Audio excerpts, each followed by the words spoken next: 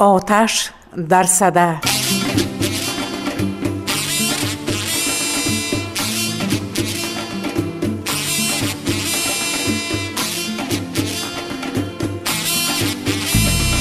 تمام محققان فرهنگشناس بران نظرند که جشن صده چون نوروز و مهرگان خاص تاجیکان است و با رسم و آیین عنعنه‌های این خلق کهن بنیاد پیوندی قوی دارد.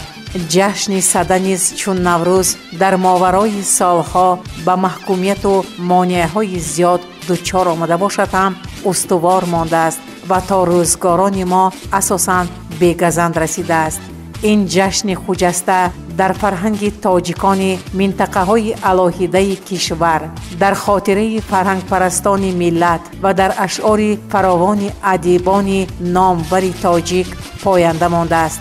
ریشه های پیدایش جشن صده به عهد باستان می رسد، به ایامی که هنوز آتش کشف نشده بود.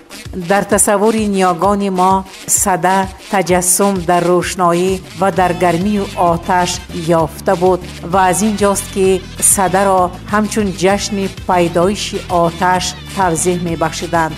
صده با گردش طبیعت توأم دانسته می شود. با فرارسی آن محیط را گرمی گوارای فرا می گیرد و اولین نشانه های فصل بهار پدید می آید.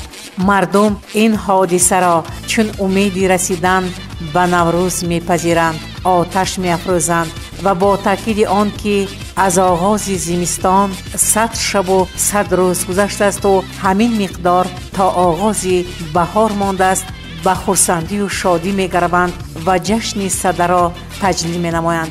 در فرهنگ معروف و بزرگ برخان قاطع چنین سطرها را عاید به این جشن فرخنده مطالعه می کنیم.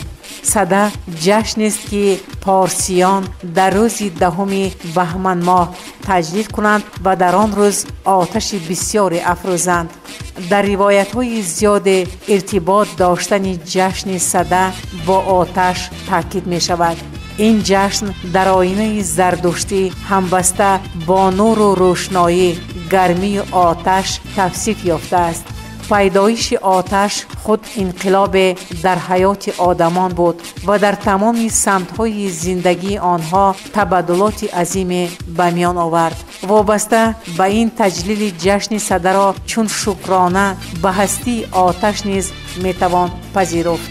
در ادبیات کلاسیکی تاجیک پیوستگی جشن صده با آتش بارها تاکید شده است.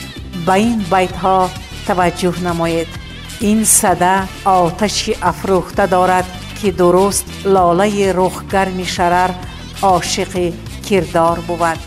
یا خود دو چیز یافت از این آتش صده دو همال، ستاره یاره زرین و آسمان خلخال.